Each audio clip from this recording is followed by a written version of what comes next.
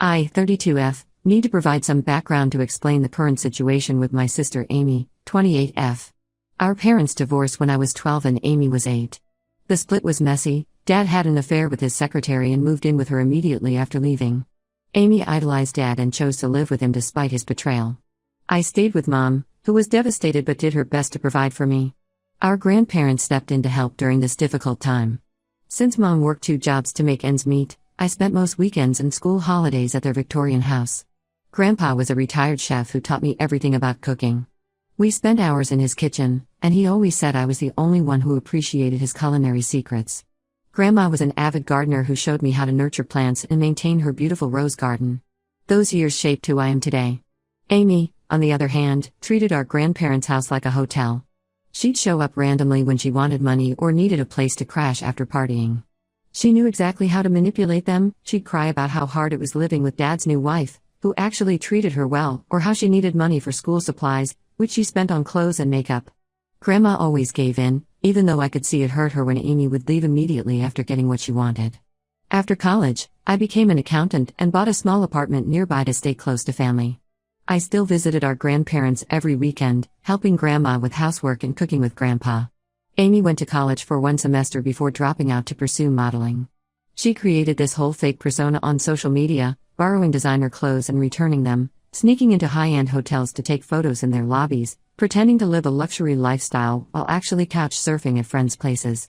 During these years, she only visited Grandma and Grandpa on major holidays, and even then she'd spend the whole time taking selfies in their garden or staging photos with the food they prepared. She never helped clean up, never asked how they were doing, never showed any real interest in their lives. But she had no problem asking them for money for modeling classes or portfolio shoots. Everything changed 5 years ago when Grandpa had a severe stroke. I was at work when Grandma called, sobbing. I left immediately to drive them to the hospital. Amy didn't answer any of our calls. She posted Instagram stories from a club that night, clearly having seen our messages but choosing to ignore them. After Grandpa's stroke, he needed constant care. Grandma was too elderly to manage alone, and hiring full-time care was beyond their means. I made the decision to move in with them. My company was understanding and let me work remotely. I converted their dining room into my bedroom/office and developed a routine around Grandpa's care needs. During the entire 5 years I lived with them, Amy visited exactly 3 times. The first visit lasted 20 minutes, she said the medical equipment depressed her and left. The second time, she came asking for money for a huge modeling opportunity in Miami. When Grandma hesitated, Amy guilted her by saying she never asked for anything, a complete lie, and stormed out when she only got half the amount she wanted. The third visit was just to take photos of herself spoon-feeding Grandpa for her Instagram, complete with inspirational quotes about family. She left right after getting her photos. Grandpa passed away last year. Amy didn't come to the funeral, claiming she had an important photo shoot. She posted pool party photos that day. Grandma was heartbroken but not surprised. 3 months later, we lost Grandma too. Amy showed up to that funeral dressed inappropriately and took selfies by the casket. When the will was read, it revealed that Grandma and Grandpa left their house to me. It's worth about $800,000 in today's market. They left Amy $50,000 in cash, which honestly was more than she deserved given how she treated them. The will explicitly stated that the house should go to me because I was there for them when they needed care. Amy completely lost it. She started calling and texting everyone in the family, claiming I had manipulated our grandparents by living with them. She conveniently forgot to mention that she was offered the same opportunity to help care for them but refused because it would interfere with her career. She then tried to claim that Grandpa wasn't mentally competent after his stroke when they updated their will, but their lawyer had documentation proving otherwise. Last week, Amy showed up at my door crying. Turns out her latest boyfriend kicked her out after discovering she'd maxed out his credit cards. She demanded I sell the house and split the money with her. When I refused, she switched tactics, crying about how she's family and family should help each other. Rich coming from someone who couldn't be bothered to visit her dying grandparents. She then revealed she's $40,000 in debt from buying fake designer clothes and paying for fraudulent modeling opportunities. She thinks selling the house would solve all her problems. She'd pay off her debt and use the rest to become a full-time influencer. She has barely 3,000 followers. When I suggested she get a regular job instead, she said office work would ruin her brand image. Mom is siding with Amy, saying I'm being selfish and should help my sister. Even Dad called to lecture me about family obligations, ironic given his history. Extended family is divided. Some think I should help Amy since she's struggling, others say she made her choices and has to live with them. I offered to help Amy find a job through my professional network, even though I know she'll probably burn those bridges too. She called me toxic and controlling. The house means everything to me. It's where I learned to cook with Grandpa, where I helped Grandma tend to roses, where I cared for them in their final years. Amy just sees dollar signs. Ida for refusing to sell or let her move in? Should I feel guilty about this? Update 1: The situation has exploded beyond anything I could have imagined. Amy has turned this into a social media circus, and the harassment has become unbearable. It started with a series of TikTok videos she posted about family betrayal and elder abuse. The first video showed her crying in what I later realized was her ex's bathroom. She color filtered it to look dingy and added sad music. She told a completely twisted version of events, claiming I isolated our grandparents and manipulated them during Grandpa's illness. She edited together clips from her few visits to make it look like she was a constant presence. There's footage of her spoon-feeding Grandpa, that one photoshoot visit, helping Grandma in the garden. She was actually just posing with the roses for Instagram, and caring for them, all staged photos from the same day. She even used Grandpa's stroke as a prop, saying I took advantage of his condition to force them to change their will. The video went viral, getting over 100,000 views. Other influencers started sharing it, adding their own dramatic reactions. Amy's followers, mostly teenagers who believe everything they see online, started a hashtag campaign, #JusticeForAmy. They're calling me every horrible name imaginable and making up wild theories about how I must have abused our grandparents. These people started digging into my life.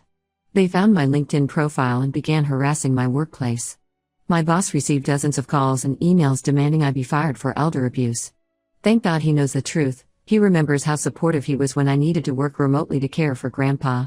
Still, HR had to get involved because people were leaving fake negative reviews about our firm. The harassment spread to my other social media accounts. I had to delete Facebook after getting hundreds of hateful messages. Someone even posted my address online, and now Amy's followers drive by my house taking videos.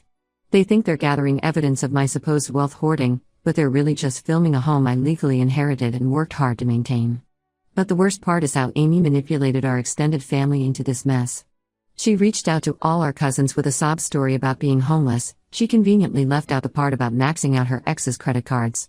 When our cousin Emma offered her a spare room, Amy declined, saying she couldn't live that far from her modeling opportunities, meaning she couldn't use Emma's modest apartment as a backdrop for her Instagram posts. Our Aunt Susan was initially Amy's biggest supporter. That changed after Amy's followers found Susan's small jewelry business page and flooded it with negative reviews, demanding she hold her evil niece accountable. That's when Susan finally snapped and revealed the truth about the $20,000 Amy borrowed. Apparently, Amy claimed it was for a modeling contract with a prestigious agency. Susan later discovered the agency was a scam, but Amy had already spent the money on a luxury vacation in Bali to build her brand. The most painful part is my mom's involvement. Amy moved in with her a month ago, and it's been chaos. Mom called me crying last night about how her apartment has become Amy's personal studio. Amy rearranged all the furniture for better shooting angles and refuses to put anything back. She invited a group of aspiring influencers over for a content creation day that turned into a party. They damaged Mom's antique coffee table but claimed it was already wobbly. Mom's electricity bill has tripled because Amy sets up ring lights and equipment for her videos. She's taking over every room for her shoots, even rearranged Mom's bedroom because it has better natural light. But Mom won't set boundaries because she's afraid Amy will post about her next. I tried reaching out to Amy one last time, meeting her for coffee to discuss job opportunities. A friend's company was hiring entry-level marketing positions, perfect for someone interested in social media. Amy recorded our entire conversation without my knowledge. She later posted edited clips where she spliced together parts of my sentences to make it sound like I was mocking her career choices. She captioned it "Toxic Sister Tries to Destroy My Dreams Again." The final betrayal came when she contacted my ex-boyfriend, James. For context, James cheated on me 4 years ago with a coworker. Amy knew how devastated I was. She even posted about being there for me during the breakup. She wasn't. Now she messaged him asking for dirt on me, suggesting they team up to expose my true character. James was decent enough to forward me the messages and apologized for our past. She's even started claiming that Grandpa's signature on the updated will looks suspicious. The lawyer has ironclad documentation, including video footage of Grandpa clearly stating his wishes, but Amy tells her followers this just proves how deep the manipulation goes. Mom keeps pushing me to give in, saying I should sell the house to keep the peace. She doesn't understand that this isn't about money anymore. Amy crossed a line by exploiting our grandparents' memory for social media fame. She's trying to destroy my reputation and career because she can't accept the consequences of her own actions. I've started documenting everything for legal purposes. My lawyer says Amy's videos could be considered defamation, but pursuing legal action might just give her more ammunition for her victim narrative. For now, I'm focusing on protecting myself and preserving our grandparents' true memory, not the twisted version Amy's created for likes and views. Update 2: The situation has taken an even darker turn. Last week, I received a certified letter from Amy's lawyer. She's suing me for half the house's value, claiming she was an equal caregiver to our grandparents and was unfairly cut out of her inheritance. Her evidence is laughable: those staged Instagram photos from her rare visits, a handful of grocery receipts from when she picked up things for Grandma, always expensive items that she got reimbursed for, and 3 birthday cards where Grandma wrote "We love you both equally." The lawyer's letter included statements from Amy's followers who claimed they witnessed her taking care of our grandparents through her social media posts. She's also trying to use Mom as a witness, claiming Mom can testify about all the times Amy helped. Mom later admitted to me she never actually saw Amy help, but she's afraid of contradicting Amy's story. But karma has a way of revealing the truth. While gathering evidence for my lawyer, I was going through Grandma's belongings in her old desk. Hidden in a locked drawer, I found her diary. What I discovered made me physically sick. The diary detailed years of Amy's manipulation and theft. Starting from when she was in college, Amy had been constantly asking our grandparents for money. The amounts were staggering: $15,000 for a modeling workshop in Paris. She actually went partying with friends. $30,000 for a talent agent, who turned out to be a scammer. $25,000 for professional photography equipment. She bought designer bags instead, and various smaller amounts that added up to over $100,000. Grandma wrote heartbreaking entries about how they dipped into their retirement savings to help Amy, believing her promises that she was on the verge of a big break. They wanted to support her dreams, even when their financial advisor warned them against giving her more money. Amy knew exactly how to play on their emotions, crying about how no one believed in her and how she'd pay them back once she was famous. But the most shocking revelation was about Grandma's diamond necklace, a family heirloom that had been passed down for 4 generations. The necklace mysteriously disappeared 6 years ago. Grandma wrote that she had seen Amy wearing it in an Instagram post, then noticed it missing from her jewelry box. When she confronted Amy privately, Amy claimed she had borrowed it for a photo shoot and lost it. Later, Grandma discovered Amy had actually sold it to cover credit card debt. Grandma was devastated but never told anyone because she didn't want to cause family drama or ruin Amy's reputation. She wrote about crying herself to sleep, not just because of the lost heirloom, but because of Amy's betrayal. That necklace was supposed to come to me on my wedding day. Grandma had promised it to me when I was little. The diary explained why Amy's visits became so rare. She was avoiding our grandparents because of the guilt, or more likely, because she knew they'd figured out her lies. Yet she still had the audacity to ask them for money, always through tearful phone calls rather than face-to-face visits. I confronted Mom with the diary. She broke down and confessed she knew about the necklace all along. Amy had told her a different story, claiming Grandma had given her permission to sell it because she needed the money more than some old woman needed jewelry. Mom chose to believe Amy's version and helped cover it up, afraid that exposing the truth would ruin Amy's chances in the modeling industry. When I asked why she never told me about the necklace, Mom said she thought I would overreact and destroy Amy's dreams. She actually suggested I should keep the diary secret because exposing Amy now would be cruel given her current struggles. I was speechless. Even with proof of Amy's years of deception, Mom was still enabling her. I sent copies of the relevant diary entries to my lawyer. They're clear evidence that our grandparents were mentally competent and made deliberate choices about their will based on our behavior. The entries also document how Amy manipulated them financially, which destroys her claim that I was the manipulative one. The revelations have divided our family even further. Most relatives are disgusted by the necklace theft, but a few still defend Amy, saying she was young and desperate when she did it. Mom begged me not to show the diary to anyone else, claiming it would destroy Amy's brand. She seems more concerned about Amy's social media career than the fact that her younger daughter stole from and manipulated her elderly grandparents. Update 3: The court dismissed Amy's lawsuit after her lawyer saw the diary evidence. Amy tried to claim the diary was fake, but a handwriting expert confirmed it was genuine. She then switched tactics and posted a tearful video claiming the diary proved how mentally unwell Grandma was. This backfired spectacularly when her followers realized she was admitting the diary was real while simultaneously calling our grandmother unstable. The aftermath has been brutal but necessary. After the truth about the necklace came out, most of our relatives cut contact with Amy. Even our family friends who've known us since childhood blocked her on social media. The only person still firmly in Amy's corner is Mom, who's now dealing with the consequences of her enabling. Amy is still living with Mom, but the situation has become unbearable. Mom called me crying last week because Amy got banned from 3 different rental agencies for her awful credit history and sketchy references. Now she's saying she'll never move out because family helps family. She's turned Mom's once peaceful apartment into a content creation house, inviting random influencers over at all hours.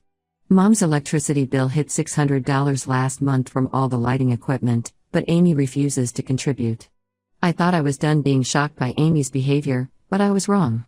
Last month, I discovered she had somehow gotten a copy of my house key. Mom later admitted giving it to Amy in case of emergencies. The real reason came out when my security cameras caught Amy sneaking in while I was at work.